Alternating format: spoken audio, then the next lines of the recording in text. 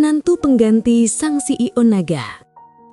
Dalam labirin kehidupan yang syarat intrik dan topeng, di antara kemilau palsu dan janji-janji yang hampa, terukirlah sebuah kisah tentang bayangan yang merangkak naik menjadi cahaya. Kisah tentang kehormatan yang tersembunyi di balik cemoohan, tentang ketulusan yang diuji badai, dan tentang keadilan yang pada akhirnya menemukan jalannya. Inilah saga Kalandra, sang menantu pengganti yang tak disangka adalah sang naga. Di bawah langit Jakarta yang kerap diliputi kabut polusi namun sesekali menampakkan keagungan semburat senja keemasan, sebuah pernikahan tanpa cinta sedang dipersiapkan. Bukan upacara megah dengan riuh tawa dan janji suci yang tulus, melainkan sebuah seremonial sunyi, dipenuhi bisikan cemooh dan tatapan merendahkan. Kalandra, pemuda dengan sorot mata yang teduh namun menyimpan samudra kesunyian, adalah sang mempelai pria.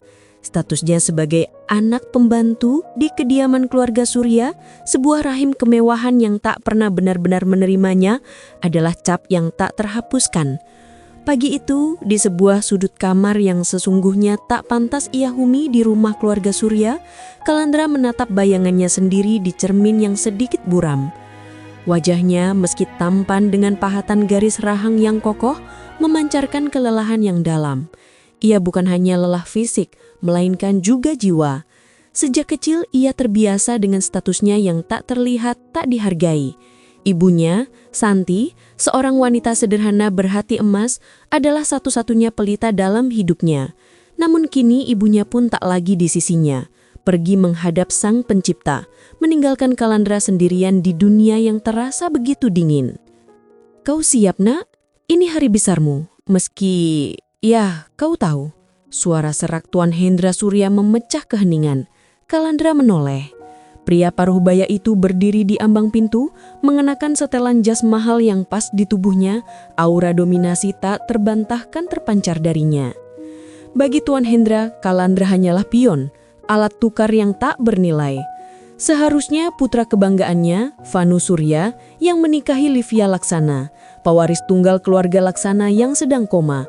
Namun Vanu dengan keras menolak, menganggap pernikahan dengan wanita sekarat sebagai aib tak termaafkan. Kakek Wijaya Laksana dengan kekuasaan dan pengaruhnya yang tak tergoyahkan, tak gentar. Ia menuntut seorang Surya untuk menikahi cucunya. Dan Kalandra, sang anak pembantu yang menyandang nama keluarga itu secara de facto karena diasuh di sana, menjadi satu-satunya pilihan yang memungkinkan. "Saya siap, Tuan," jawab Kalandra, suaranya datar, tanpa emosi yang berarti. Ia tahu penolakannya tak akan mengubah apapun. Ia telah lama belajar menerima nasib. Tuan Hendra mengangguk tipis, seolah Kalandra adalah robot tanpa perasaan. "Bagus, jangan membuat masalah. Ingat, kau hanya ada di sana sebagai pengganti. Jangan pernah lupa posisimu." Kata-kata itu menancap, bukan sebagai luka baru, melainkan sebagai penegasan dari luka lama yang sudah mengering. Di ruang tamu, Nyonya Indira Surya dengan tatanan rambut perempatan dan perhiasan berkilauan menatap Kalandra dengan jijik. "Dasar tidak tahu diri, seharusnya kau berterima kasih karena kami masih mau menampungmu, bahkan memberikanmu kesempatan ini. Jangan pernah berpikir kau setara dengan kami." Di sampingnya, Vanu dengan senyum angkuh yang selalu menghiasi wajahnya, mengabaikan Kalandra sepenuhnya, sibuk merangkul Fiona. Fiona, nama itu terasa seperti sengatan listrik di dada Kalandra, meski ia berusaha keras menahannya. Dulu Fiona adalah dunianya, gadis yang ia cintai dengan sepenuh hati, yang ia impikan menjadi pendamping hidupnya. Namun impian itu hancur berkeping saat Vanu datang, menawarkan janji-janji kemewahan yang tak mampu Kalandra berikan. Fiona meninggalkannya, tanpa sedikit pun keraguan, dengan alasan Kalandra hanyalah pecundang yang tak punya masa depan. "Lihat siapa ini," sindir Fiona, tatapan matanya tajam dan menghina. "Sang pahlawan yang menikahi putri tidur. Semoga kau bahagia dengan istrimu yang tak bisa bicara, Kal. Setidaknya kau tak perlu khawatir dia akan menuntut banyak darimu, kan?" Kekejaman dalam kata-katanya mengoyak sisa-sisa harga diri Kalandra. Namun ia memilih diam. Biarlah mereka mengira ia lemah, tak berdaya. Biarlah mereka meremehkannya. Mereka tak tahu, Di balik mata yang tenang itu bersembunyi dada yang siap mengamuk. Mereka tak tahu, di balik julukan anak pembantu yang hina, bersemayan seorang jenius, seorang arsitek legendaris bernama Nirvana, pendiri misterius dari perusahaan desain arsitektur top dunia, Swiko. Identitas yang telah ia kubur dalam-dalam demi sebuah kehidupan yang tenang. Perjalanan menuju kediaman keluarga Laksana terasa seperti prosesi menuju tiang gantungan.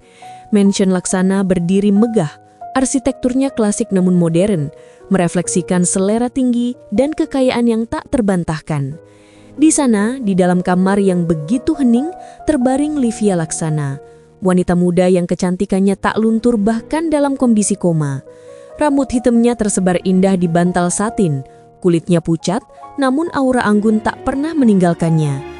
Ia adalah pewaris tunggal, harapan terakhir keluarga Laksana. Dan kini, istri Kalandria. Pernikahan itu berlangsung singkat, tanpa kemeriahan. Hanya beberapa kerabat dekat keluarga Laksana yang hadir, bersama kakek Wijaya yang tatapannya tajam namun menyimpan kebijaksanaan. Kalandra mengucapkan janji-janji yang tak akan didengar mempelai wanitanya.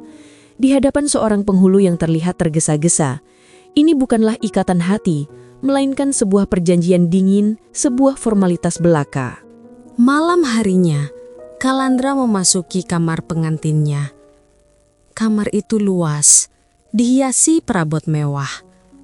Namun yang paling menarik perhatiannya adalah ranjang di tengah ruangan, tempat Livia terbaring.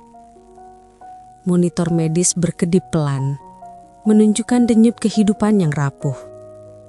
Suasana hening mencekam, hanya terdengar suara napas Livia dan ritmis alat bantu. Kalandra berdiri di ambang pintu, menatap wanita yang kini menjadi istrinya. Ia mendekat, langkahnya hati-hati, seolah takut mengganggu kedamaian Livia. Kalandra duduk di tepi ranjang, menatap wajah pucat itu. Tidak ada kebencian, tidak ada kekesalan di hatinya. Hanya rasa iba dan sebuah tekad yang perlahan terbentuk. Ia telah dipaksa menikahi wanita ini. Namun ia tak akan memperlakukannya dengan tidak hormat. Ia akan menjaganya sesuai kemampuannya, selama ia masih disebut suaminya. "Aku Kalandra," bisiknya pelan, seolah Livia bisa mendengarnya. "Mulai hari ini, aku adalah suamimu. Mungkin ini bukan pernikahan yang kau impikan, bukan pula yang kuinginkan. Tapi aku berjanji, aku akan menghormatimu." Ia bangkit memandangi sekeliling kamar. Ada sofa panjang yang nyaman di sudut ruangan. Kalandra meraih bantal dan selimut yang tersimpan rapi di lemari. Dan dengan gerakan yang tegas, ia menata tempat tidurnya di sofa. Ini adalah ujian bagi dirinya, ujian bagi ketulusannya. Dan ia bertekad untuk lulus. Ia tak akan memanfaatkan situasi Livia yang tak berdaya. Kehormatan adalah hal terakhir yang tersisa baginya, dan ia akan menjaganya. Apa yang tidak Kalandra ketahui adalah, di balik kelopak mata Livia yang terpejam, sebuah kesadaran penuh sedang merekam setiap gerakannya, setiap bisikannya, setiap tarikan napasnya. Livia tidak benar-benar koma, ia sadar. Sebuah kecelakaan yang disengaja membuatnya berada dalam kondisi ini, namun ia memilih untuk berpura-pura, untuk mencari tahu siapa yang benar-benar peduli padanya, siapa yang tulus. Dan Kalandra, pria yang baru saja ia nikahi, yang diremehkan semua orang, telah mengejutkannya. Sejak Vano menolak, Livia telah mendengar semua percakapan. Hinaan dari keluarga Surya, cibiran Fiona dan keangkuhan Vano. Ia mendengar bagaimana Kalandra dipaksa, dipandang rendah, dianggap tak berharga. Ia membayangkan seorang pria yang frustasi, mungkin akan melampiaskan amarahnya pada dirinya yang tak berdaya. Namun Kalandra berbeda. Kelembutan sentuhannya saat duduk di tepi ranjang, ketulusan dalam bisikannya, dan yang paling penting, keputusannya untuk tidur di sofa. Semua itu seperti tetesan embun di gurun hatinya yang kering. Livia merasakan gelombang emosi yang kuat, rasa lega, terkejut, dan sebuah ketertarikan yang tak terduga. Pria ini yang dihinakan sebagai anak pembantu menunjukkan keanggunan dan kehormatan yang tak dimiliki oleh para bangsawan sombong. Ia merasakan kehangatan yang menjalar, kehangatan yang tak pernah ia rasakan dari tunangannya terdahulu, Vano, yang hanya menginginkan hartanya. Kalandra, bisiknya dalam hati, sebuah nama yang kini terasa begitu istimewa. Kepura-puraannya akan terus berlanjut, namun kini dengan tujuan baru untuk menguji lebih dalam, untuk memahami lebih jauh pria misterius ini, dan untuk melihat apakah ia bisa menjadi sekutu sejati. Malam itu, di kamar pengantin yang hening, sebuah benih kepercayaan telah ditanam. Benih dari sebuah aliansi yang akan mengubah segalanya. Hari-hari berikutnya di kediaman Laksana berjalan dengan rutinitas yang tenang. Kalandra menghabiskan waktunya dengan membaca buku-buku arsitektur kuno dari perpustakaan kakek Wijaya. Menggambar sketsa-sketsa rumit yang tak akan pernah ia tunjukkan pada siapapun, dan sesekali membantu para pelayan dengan pekerjaan-pekerjaan kecil. Ia menolak untuk hanya berdiam diri, merasa tak enak hati jika hanya menjadi beban. Para pelayan yang terbiasa dengan keangkuhan Vano, terkejut dengan kerendahan hatian Kalandra. Mereka mulai memandang Kalandra dengan hormat yang tulus. Setiap malam, Kalandra tetap setia pada janjinya. Ia tidur di sofa, menjaga jarak yang hormat dari Livia. Kadang ia akan membacakan buku untuk Livia, cerita-cerita fiksi atau puisi, seolah ia benar-benar bisa mendengar. Ia akan bercerita tentang hari-harinya, tentang langit senja yang indah, tentang kenangan akan ibunya. Ia tak tahu setiap kata yang ia ucapkan, setiap nada dalam suaranya diserap oleh Livia. Livia dalam kesunyian komanya merasa seperti sedang menonton sebuah drama yang paling menarik dalam hidupnya. Ia melihat Kalandra bukan hanya sebagai seorang pria yang terhormat, tetapi juga cerdas. Sketsa-sketsa yang kadang tertinggal di meja, meskipun hanya sekilas, menunjukkan kejeniusan. Cara ia berbicara tentang arsitektur, tentang struktur bangunan, tentang estetika, mengisyaratkan kedalaman pengetahuan yang luar biasa. Ia menyadari Kalandra bukanlah pecundang yang digembar-gemborkan keluarga Surya. Ada sesuatu yang jauh lebih besar yang tersembunyi di balik ketenangan pria itu. Sementara itu, dunia luar terus bergejolak. Vano dan Fiona tak henti-hentinya menabur desas-desus tentang pernikahan Kalandra yang aneh.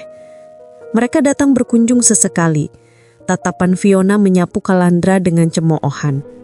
Sementara Vano hanya sibuk dengan ponselnya, sesekali mengeluarkan komentar-komentar pedas tentang pion yang kini tinggal di mansion megah.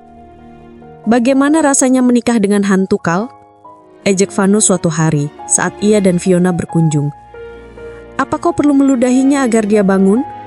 Fiona tertawa renyah, tawa yang menusuk hati Kalandra. Kalandra hanya menatap mereka dengan tatapan datar. "Setidaknya ia tidak akan menghabiskan uangmu untuk tas mewah," balas Kalandra tenang yang membuat Fiona terdiam dan Vano mengerutkan kening. Dalam hatinya, Livia yang mendengar percakapan itu merasakan amarah. Hatinya berdesir mendengar bagaimana Kalandra membela dirinya, bahkan dengan cara yang halus. Kalandra bukan hanya pria yang berintegritas, ia juga punya kecerdasan yang tajam. Pertahanan yang tak terduga. Terkadang, kakek Wijaya akan datang menemui Kalandra. Ia akan berbicara tentang bisnis keluarga Laksana, tentang proyek-proyek yang tertunda, tentang ambisi dan tantangan. Awalnya, Kalandra hanya mendengar. Namun perlahan ia mulai memberikan masukan-masukan. Masukan-masukan yang brilian, yang seringkali mengejutkan kakek Wijaya. "Dari mana kau tahu tentang strategi pengembangan urban ini, Kal?" tanya kakek Wijaya suatu kali setelah Kalandra memberikan analisis tajam tentang sebuah proyek properti. Kalandra hanya tersenyum tipis. Saya banyak membaca kakek, dan saya selalu tertarik pada desain kota dan arsitektur. Kakek Wijaya mengamati cucu menantunya itu. Ada sesuatu lain dalam diri Kalandra, sebuah kedalaman yang tak bisa ia jelaskan. Pria ini bukan hanya sekedar anak pembantu. Ia memiliki bakat, sebuah potensi yang luar biasa. Kakek Wijaya adalah seorang pengusaha ulung. Ia bisa mencium potensi dari jauh. Malam itu, setelah kakek Wijaya pergi, Kalandra duduk di beranda belakang menatap bintang-bintang. Ponselnya berdering. Sebuah nama asing muncul di layar, namun Kalandra tahu siapa itu. Nirvana. Suara di seberang terdengar hormat, penuh kekaguman. Ada beberapa proyek baru yang menuntut sentuhan Anda. Pasar sedang bergejolak. Swiko butuh arahan Anda. Kalandra menghela napas. Biarkan saja dulu. Aku sedang sibuk. Tapi, Tuan, aku bilang biarkan saja. Aku akan memberitahumu kapan aku siap. Percakapan singkat itu berakhir. Kalandra menutup matanya. Identitas Nirvana, arsitek bayangan legendaris, pendiri Swiko, CEO naga yang mengendalikan pasar, adalah beban yang ia pikul. Ia telah mencoba pensiun dini, mencari kedamaian, namun dunia terus menariknya kembali. Dan kini, dengan pernikahan ini, dengan segala penghinaan ini, sepertinya kedamaian itu harus ia raih dengan cara yang lebih keras. Dalam kamarnya, Livia juga gelisah. Ia telah mendengar suara-suara aneh dari ponsel Kalandra. Bisikan-bisikan tentang Nirvana dan Swiko. Ia tidak yakin apa maksudnya, namun firasatnya mengatakan bahwa Kalandra menyembunyikan sesuatu yang luar biasa. Firasat itu semakin kuat dan rasa penasarannya kian memuncak. Livia merasakan desakan untuk bangun, untuk mengetahui kebenaran, untuk bergabung dalam aliansi yang ia rasakan sudah di depan mata. Ia ingin tahu siapa sebenarnya Kalandra, menantu pengganti yang diremehkan ini yang ternyata menyimpan kekuatan tersembunyi seperti naga yang tertidur. Bisikan-bisikan penghinaan di telinganya mulai berubah menjadi api yang membakar, menyulut tekadnya untuk membalikkan keadaan. Mereka yang meremehkan Kalandra dan dirinya akan segera menyesal. Minggu-minggu berlalu di kediaman Laksana dan aura ketenangan yang semu mulai terasa retak. Kalandra tetap menjalankan perannya sebagai menantu yang pendiam, sesekali menghadapi ejekan Vano dan tatapan merendahkan dari Fiona yang kini semakin sering terlihat di sekitar keluarga Surya, seolah ingin menegaskan status barunya. Namun, di balik topeng ketenangan itu, badai mulai berkecamuk. Kalandra merasakan tarikan ganda yang kuat, hasratnya akan kedamaian versus desakan untuk melepaskan kekuatan yang telah lama ia pendam. Setiap cemoohan adalah percikan api, setiap penghinaan adalah hembusan angin yang kian mengobarkan bara di dadanya. Suatu malam ketika Kalandra sedang menyusun laporan proyek yang sangat rumit di laptopnya, sebuah laporan yang seolah melampaui kemampuan seorang anak pembantu, ponselnya kembali berdering. Kali ini, panggilan dari asisten seniornya di Swiko, Hadi. Tuan Nirvana, ada perkembangan serius. Proyek Kota Langit di Dubai yang dikerjakan oleh Swiko terancam ditikung oleh Rendra Wijaya. Rendra dan perusahaan barunya, Titan Arsitektura, menggunakan trik kotor. Dia meniru beberapa elemen kunci dari desain kita, bahkan mencoba menyuap beberapa pejabat komite. Nama Rendra Wijaya bagaikan petir di tengah malam bagi Kalandra. Rendra adalah mantan mentornya, sekaligus pengkhianat terbesar dalam hidupnya. Pria yang dulu ia percayai sepenuh hati, yang mencoba mencuri desainnya di masa lalu, bahkan merusak reputasinya, hingga Kalandra memutuskan untuk pensiun dini dan hidup tenang sebagai Nirvana yang misterius. Kini Rendra kembali, dan yang lebih buruk, ia bersekutu dengan Vano. Kalandra telah mendengar desas-desus bahwa Titan Arsitektura mendapatkan suntikan dana besar dari keluarga Surya. Rendra, Gumam Kalandra, matanya menyipit. Kemarahan yang telah lama tertidur kini terbangun. Dia tidak pernah berubah, dan Vano terlibat. Benar Tuan, Vano Surya adalah salah satu investor utama Titan Arsitektura. Mereka berencana menghancurkan Anda secara pribadi maupun profesional. Kalandra mengepalkan tangannya. Kedamaian yang ia cari hanyalah ilusi. Musuh-musuh dari masa lalu dan masa kini telah bersatu, memaksa tangannya untuk bertindak. Saatnya bagi sang naga untuk bangkit dari tidurnya. Di kamar yang sama, Livia yang pura-pura terlelap mendengar seluruh percakapan. Kata Nirvana, Swiko, Rendra Wijaya, dan Vano. Otaknya yang cerdas mulai menyusun potongan-potongan teka-teki. Jadi, Kalandra adalah Nirvana, arsitek legendaris yang karyanya dikagumi di seluruh dunia. Pria yang disebut pecundang ini adalah CEO naga yang disegani itu. Dan Vano, tunangan lamanya bersekutu dengan pengkhianat itu untuk menghancurkan Kalandra. Hatinya bergejolak, perpaduan antara marah dan penghakiman. Cukup sudah. Ujian ketulusan hati Kalandra telah berhasil ia lalui dengan gemilang. Kini saatnya ia bertindak. Ia tidak bisa lagi hanya menjadi penonton dalam drama ini. Kalandra telah menunjukkan kehormatan padanya. Kini giliran Livia untuk menunjukkan dukungan. Keesokan paginya, kakek Wijaya mengunjungi Kalandra di ruang baca. Kakek mendengar akan ada kompetisi desain arsitektur besar-besaran untuk proyek pembangunan pusat bisnis terpadu di jantung kota. Sebuah proyek ambisius yang akan mengubah wajah Jakarta. Banyak perusahaan besar akan terlibat, termasuk Swiko dan Titan Arsitektura. Kakek Wijaya menatap Kalandra dengan cermat. Kakek juga mendengar desas-desus bahwa Vano dan Rendra akan menggunakan segala cara untuk memenangkan kompetisi ini, bahkan dengan cara kotor. Ini bukan hanya tentang bisnis, Kal. Ini tentang kehormatan dan kekuasaan. Saya mengerti, kakek. Kalandra mengangguk. Kompetisi ini adalah medan perang yang sempurna. Ini adalah kesempatan baginya untuk menghadapi semua musuhnya sekaligus. Dan mengungkapkan kebenaran, saya akan ikut, kakek. Ucap Kalandra tegas. Kakek Wijaya mengangkat alis, sedikit terkejut namun juga bangga. Tapi kau harus mewakili keluarga Laksana, Kal. Reputasi kita dipertaruhkan. Saya mengerti, kakek, dan saya tidak akan mengecewakan. Malam itu sesuatu yang luar biasa terjadi. Kalandra baru saja selesai membacakan sebuah bab dari novel klasik untuk Livia saat ia merasakan gerakan samar di tangan wanita itu. Ia berhenti membaca, jantungnya berdebar. Livia, bisiknya. Perlahan kelopak mata Livia mulai bergetar lalu terbuka. Bola mata Hazelnya yang indah menatap Kalandra. Ada kelelahan, namun juga sebuah tekad yang membara.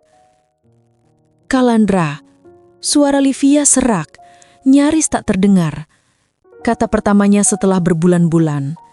Kalandra tertegun. Ia segera memanggil perawat dan dokter. Kabar kebangkitan Livia menyebar cepat, membawa sukacita besar bagi kakek Wijaya dan kekhawatiran bagi Vano dan Fiona. Setelah pemeriksaan intensif, Livia dinyatakan stabil. Namun ia meminta sesuatu yang tak terduga kepada kakek Wijaya. Ia meminta Kalandra tetap menjadi suaminya dan ia ingin berbicara empat mata dengan Kalandra sebelum orang lain. Kakek Wijaya yang selalu menaruh kepercayaan pada insting kucukannya mengabulkan permintaan itu. Ketika mereka berdua ditinggal sendiri di kamar, Livia menatap Kalandra dengan senyum tipis. Terima kasih, Kalandra, katanya suaranya kini sedikit lebih kuat. Terima kasih atas kehormatanmu, terima kasih sudah menjagaku. Kalandra merasa canggung. Aku hanya melakukan tugasku, Livia. Tidak, kau melakukan lebih dari itu. Livia menggeleng pelan. Aku mendengar semuanya. Aku tahu siapa kamu sebenarnya, Nirvana. Mata Kalandra melebar, rahasianya terbongkar.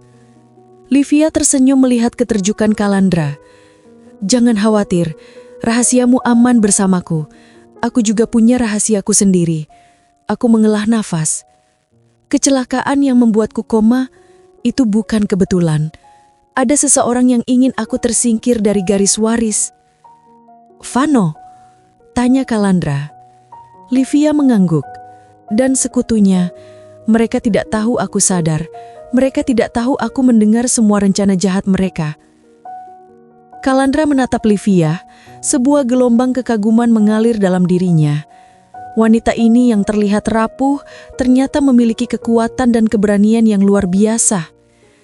Jadi, kita berdua menyimpan rahasia, dan kita berdua punya musuh yang sama. Ucap Calandra, senyum tipis tersunggai di bibirnya. Benar, kata Livia mambur senyum manis. Aku melihat ketulusanmu, aku merasakan kehormatanmu, dan aku tahu kau bukan pria yang pantas diremehkan. Aku ingin kita bersekutu. Mari kita hancurkan mereka bersama-sama. Aliansi rahasia itu pun dimulai. Livia, meskipun masih lemah secara fisik, memiliki pikiran yang tajam dan akses ke informasi penting tentang keluarga Laksana dan jaringan bisnisnya. Ia mulai membimbing Calandra tentang seluk-beluk internal perusahaan, memberikan petunjuk tentang kelemahan Vano, dan potensi masalah yang bisa timbul dari Titan Arsitektura. Calandra kini memiliki sekutu yang cerdas dan terpercaya, merasa bebannya sedikit terangkat. Ia tak lagi sendirian. Kekuatan tersembunyi yang ia miliki kini memiliki tujuan yang lebih jelas. Vano dan Fiona yang melihat Livia bangun dan Calandra mulai menunjukkan jati dirinya dalam persiapan kompetisi, merasa terancam. Mereka tidak tahu betapa kuatnya aliansi di antara suami istri yang diremehkan itu. Kompetisi desain arsitektur Jakarta Visionary Hub diumumkan secara resmi. Hadiahnya bukan hanya prestis dan kontrak bernilai miliaran, melainkan juga simbol kekuasaan di dunia arsitektur dan properti Indonesia. Calandra, mewakili keluarga Laksana, secara resmi mendaftarkan diri. Reaksi publik terpecah. Banyak yang mencemooh, menyebutnya sebagai arogansi seorang anak pembantu yang tak tahu diri. Namun beberapa desainer senior yang mengenal nama Nirvana dari desas-desus mulai merasa penasaran. Vano dan Rendra di pihak lain semakin gencar melakukan kampanye hitam. Mereka menyebarkan rumor tentang Calandra yang minim pengalaman, menuduhnya mencuri ide, bahkan mencoba menyabotase pengajuan proyek Calandra. Siapa Calandra ini? Anak pembantu yang tiba-tiba merasa bisa mendesain kota? Lucu sekali. Ejek Vano dalam sebuah wawancara media, didampingi Fiona yang tersenyum sinis. Titan Arsitektura dengan pengalaman dan tim ahli kami jauh lebih unggul. Jangan pernah bermimpi. Rendra dengan wajah kalem namun penuh kelicikan, menambahkan, kami tahu tentang arsitek-arsitek bayangan yang mengaku hebat. Tapi di dunia nyata, hanya yang terbukti yang akan bertahan. Biarkan Calandra tetap dibayang-bayang, itu tempat terbaik baginya. Kata-kata mereka menyulut amarah Calandra. Namun ia tak akan membiarkan emosinya menguasai dirinya. Ia akan membalas, bukan dengan kata-kata, melainkan dengan karya. Livia yang mendengar semua itu dari ranjangnya, merasa dadanya sesak. Ia melihat betapa Calandra berusaha keras menahan diri. Jangan hiraukan mereka, Kal, bisiknya suatu malam. Biarkan mereka berbicara. Kita akan tunjukkan pada mereka siapa raja yang sebenarnya. Di bawah bimbingan Livia yang kini sudah bisa duduk dan perlahan mulai berjalan, Calandra menyusun strategi yang matang. Livia memberikan Calandra data intelijen tentang proyek-proyek Rendra di masa lalu, termasuk kelemahan-kelemahan dalam desainnya. Calandra, dengan kejeniusan arsitekturnya, mulai merancang sebuah mahakarya, sebuah desain yang bukan hanya indah dan fungsional, tetapi juga revolusioner yang akan membuat semua orang terdiam. Tekanan kian meningkat, ancaman dari Rendra dan Vano tak hanya berhenti pada kampanye hitam. Mereka mencoba meretas sistem komputer Calandra, mencoba mencuri desainnya, bahkan menyewa preman untuk mengintimidasinya. Namun setiap serangan hanya membuat Calandra semakin kuat, semakin bertekad. Ia tak lagi hanya melindungi dirinya sendiri, ia juga melindungi Livia, ia melindungi nama baik keluarga Laksana. Suatu sore saat Calandra sedang memeriksa detail akhir dari desainnya, kakek Nijaya datang. Kakek baru saja mendengar kabar buruk, Kal. Proyek Kota Langit di Dubai yang digarap Swiko resmi dialihkan ke Titan Arsitektura. Mereka menggunakan alasan masalah teknis dari pihak Suiko, yang kakek yakin adalah ulah Rendra. Kalandra membeku. Ini adalah pukulan telak, bukti bahwa Rendra tidak main-main. Kali ini ia tak lagi bisa bersembunyi. Sudah cukup, bisik Kalandra. Matanya menyala. Kakek Wijaya menatap cucu menantunya. Ada aura yang berbeda dari Kalandra. Aura seorang pemimpin, seorang pejuang. "Apa yang akan kau lakukan, Kal?" tanya kakek Wijaya. Kalandra menatap layar komputernya, menampilkan sebuah rendering kota masa depan yang memukau. "Saya akan menunjukkan pada mereka siapa Nirvana yang sebenarnya, dan saya akan merebut kembali apa yang menjadi hak saya." Ini adalah titik puncak. Kalandra telah mencapai batas kesabarannya. Ia telah mencoba hidup tenang, namun dunia tak mengizinkannya. Saatnya bagi sang naga untuk melepaskan seluruh kekuatannya. Kompetisi Jakarta Visionary Hub bukan lagi sekedar kompetisi, melainkan panggung pembalasan, sebuah arena pertarungan antara kebenaran dan kebohongan, antara kehormatan dan keserakahan. Dan Kalandra, sang menantu pengganti, siap untuk menunjukkan siapa dirinya di hadapan semua orang. Aroma ketegangan melayang di udara, membalut setiap sudut kota Jakarta menjelang hari penjurian kompetisi Jakarta Visionary Hub. Bukan hanya para arsitek yang menanti, tapi seluruh kalangan bisnis dan media. Namun, tak ada yang merasakan tekanan seberat Kalandra. Ia membawa beban harapan Livia, kakek Wijaya, dan juga rasa sakit dari pengkhianatan di masa lalu. Kini, ia tak lagi sekedar pion. Ia adalah raja yang siap merebut kembali tahtanya. Pagi presentasi tiba di sebuah aula megah yang dipenuhi wajah-wajah penting.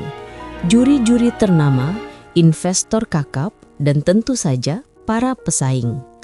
Vanu dan Rendra duduk di barisan depan dengan senyum puas yang meremehkan. Fiona sesekali melirik Kalandra. Matanya masih memancarkan cibiran, seolah ia adalah pemenang yang tak terbantahkan. Livia, yang kondisinya sudah jauh membaik, duduk di samping kakek Wijaya. Tangannya menggenggam tangan Kalandra sesaat sebelum ia naik ke panggung, memberikan kekuatan senyap. Nama Titan Arsitektura dipanggil terlebih dahulu. Rendra melangkah maju, di sampingnya Vano yang berdiri dengan gagah. Mereka mempresentasikan desain mereka dengan percaya diri, sebuah rencana pembangunan yang solid namun tanpa jiwa. Rendra menggunakan retorika yang licin, menekankan pengalaman dan realisme timnya, secara implisit menuding desain Kalandra sebagai utopia yang tidak praktis.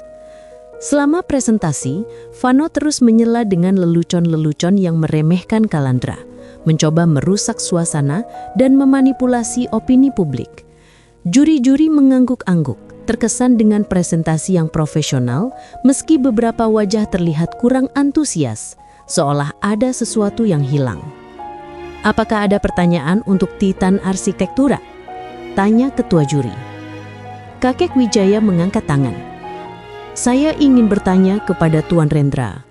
Desain Anda terlihat sangat familiar. Beberapa elemen struktural, terutama pada tata letak infrastruktur bawah tanah, mengingatkan saya pada sebuah konsep yang sempat beredar di kalangan terbatas sekitar 5 tahun lalu. Konsep Nirvana untuk kota masa depan. Apakah ini kebetulan?" Rendra sedikit terkesiap, namun segera menguasai diri.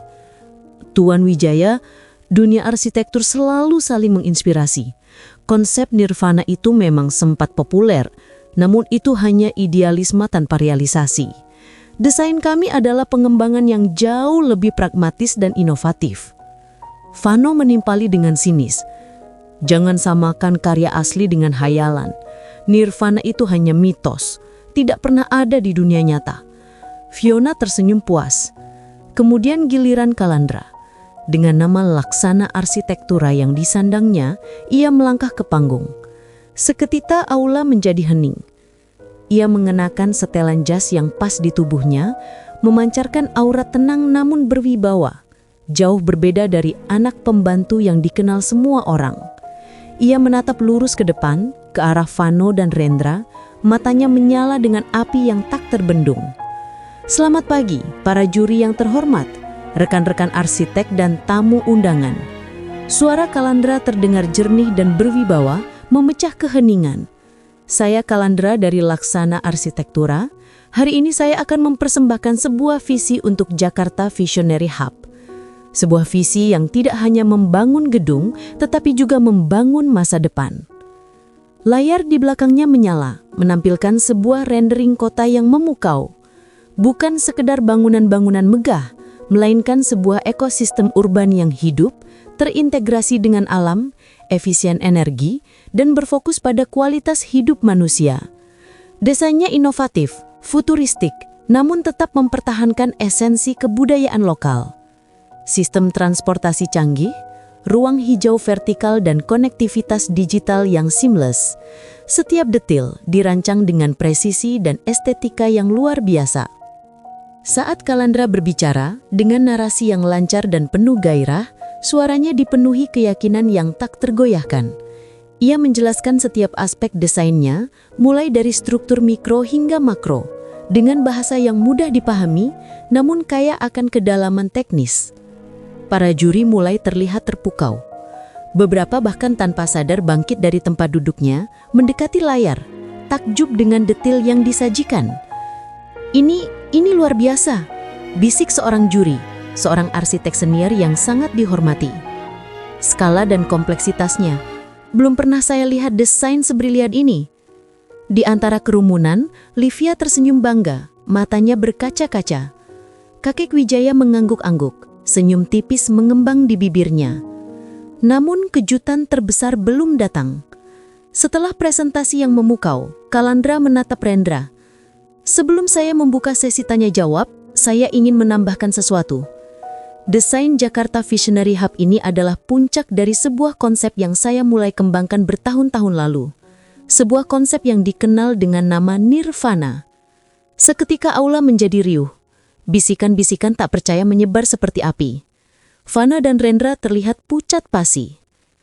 Konsep Nirvana itu telah dicoba dicuri, diubah dan diklaim sebagai milik orang lain berkali-kali. Namun, seorang arsitek sejati akan selalu meninggalkan jejak yang tak terhapuskan. Kalandra kemudian menunjukkan sebuah slide, sebuah diagram rumit yang merupakan tanda tangan unik dari desainnya. Ini adalah algoritma desain unik yang menjadi inti dari setiap karya Nirvana. Algoritma ini memastikan efisiensi struktural dan estetika visual yang tak terbantahkan, tidak bisa ditiru tanpa pengetahuan mendalam tentang kode sumbernya. Ia kemudian membandingkan diagram itu dengan sebuah bagian dari desain Titan Arsitektura yang baru saja dipresentasikan Rendra. Ada kemiripan yang mencolok, namun dengan sedikit modifikasi yang terlihat kaku dan tidak efisien. Saya berani bersumpah, desain saya untuk Jakarta Visionary Hub ini adalah 100% orisinil, sebuah evolusi dari ide dasar Nirvana. Namun jika ada yang merasa desain mereka terinspirasi oleh saya harap mereka bisa menjelaskannya dengan lebih baik. Rendra bangkit dari tempat duduknya, wajah merah padam. Omong kosong, kau mencoba menuduhku mencuri. Kalandra tersenyum tipis, senyum raja yang telah melihat semua kartu lawan. Bukan saya yang menuduh, biarkan fakta yang berbicara. Beberapa minggu lalu, proyek Kota Langit di Dubai, yang awalnya digarap oleh Swiko, perusahaan yang saya dirikan, dialihkan ke Titan Arsitektura. Alasan masalah teknis.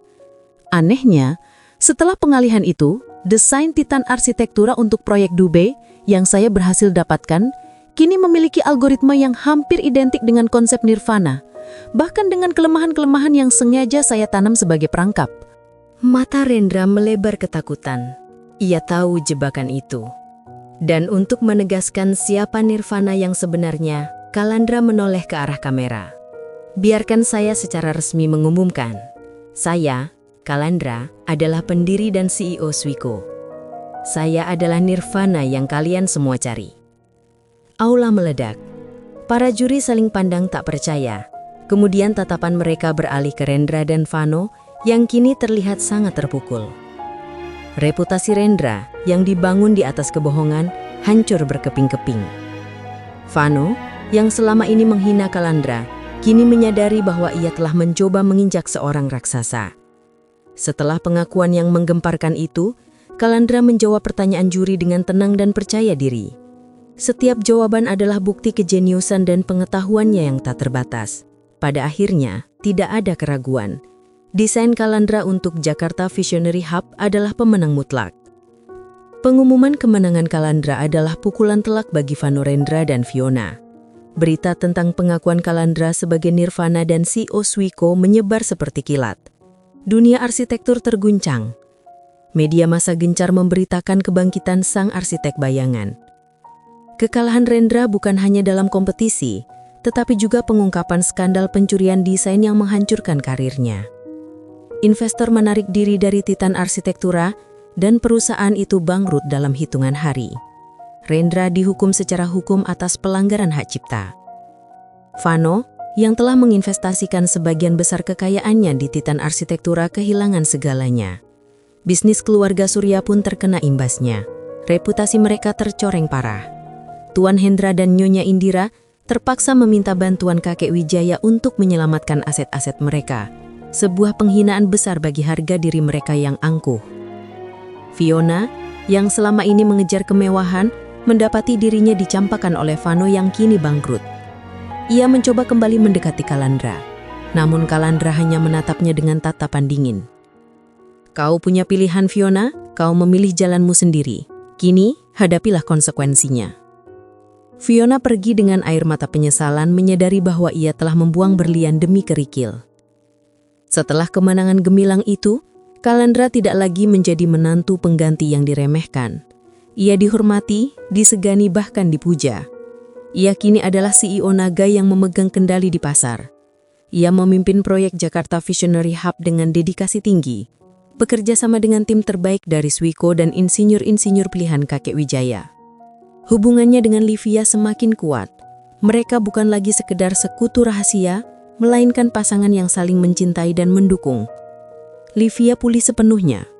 Kecantikannya kembali berseri, dihiasi senyum tulus yang dulu jarang ia pamerkan. Ia kini menjadi tangan kanan Kalandra dalam mengelola bisnis keluarga Laksana, menerapkan visi dan strateginya yang cerdas. Bersama-sama, mereka membawa keluarga Laksana ke puncak kejayaan baru. Kakek Wijaya menyaksikan semua itu dengan hati yang penuh syukur. Ia telah membuat pilihan yang tepat. Kalandra adalah cucu menantu yang perfect, yang tak hanya menyelamatkan Laksana, tetapi juga membawa kebahagiaan sejati bagi Livia. Suatu sore Kalandra dan Livia duduk di beranda mansion Laksana, menikmati secangkir teh dan senja yang memerah. Tidak pernah kubayangkan hidupku akan berubah sejauh ini, kata Kalandra, memandang kejauhan. Dulu yang kuinginkan hanyalah kedamaian. Sekarang, aku memiliki lebih dari itu. Livia menggenggam tangannya. Kedamaian sejati bukan tentang lari dari masalah, Kal. Itu tentang menemukan kekuatan untuk menghadapinya dan menemukan orang yang tepat untuk menemanimu. Kalandra menatap mata Livia, penuh lembut. Terima kasih, Livia. Untuk kepercayaanmu, untuk keberanianmu, dan untuk aliansi kita. Livia tersenyum.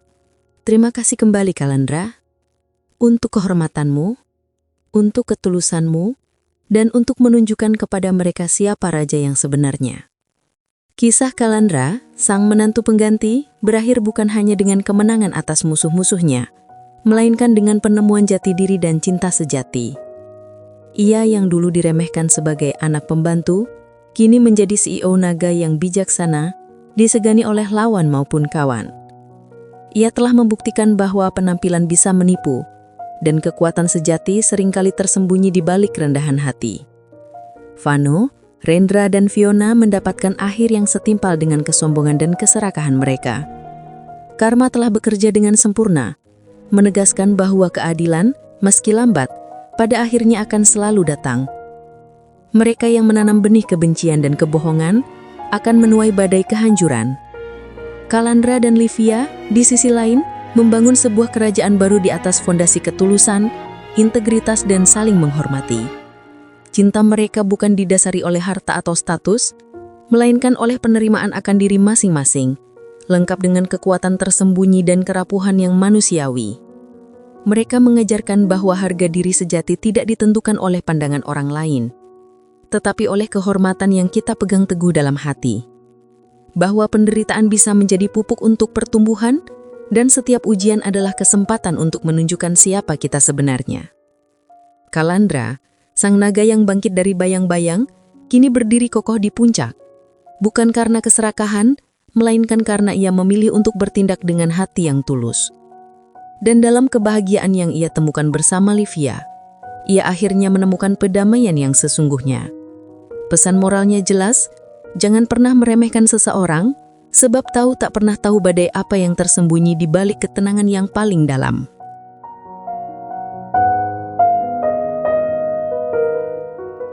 Setiap kisah di dunia ini punya takdirnya masing-masing. Ada yang penuh tawa, ada juga yang diselimuti air mata. Tapi pada akhirnya, semua mengajarkan satu hal, bahwa hidup, lakon urip, adalah perjalanan untuk menjadi lebih kuat, lebih sabar, dan lebih ikhlas. Jika kisah ini menyentuh hatimu, jangan lupa dukung terus channel Lakon Urip dengan menekan tombol like, subscribe, dan share, agar semakin banyak orang yang mendapatkan inspirasi dan kekuatan dari cerita sederhana seperti ini. Terima kasih sudah mendengarkan. Semoga Allah selalu menjaga langkah kita dalam setiap ujian hidup. Wassalamualaikum warahmatullahi wabarakatuh.